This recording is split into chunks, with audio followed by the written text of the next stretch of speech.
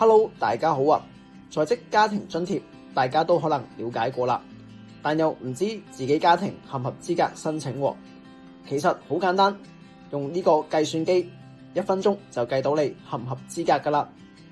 首先，大家可以去瀏覽器搜尋呢個職津計劃計算機，又或者掃描呢個 QR code 去呢個計算機噶。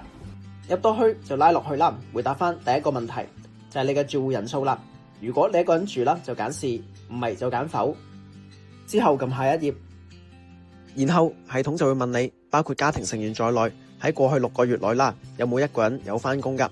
咁一定要揀是噶，揀否就唔合資格噶啦。再按下一頁，咁如果唔係一個人住嘅話啦，第二個版面就係回答翻你嘅家庭成員人數，同埋有冇啲15歲或以下，又或者15至21歲全日制學生嘅家庭成員噶。之後再按下一頁，然後下一個問題啦，就會問你現有家庭成員嘅總資產會唔會超過住戶人數要求嘅資產範圍噶？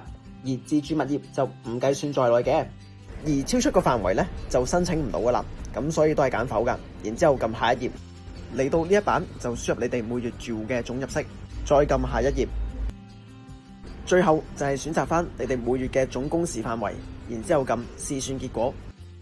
呢度啦就會顯示到你哋能唔能夠申請到在職家庭津貼，同埋每月可以獲得嘅津貼金額噶。不過呢度只係作為參考，實際情況就要根據你哋提交嘅文件而定啦。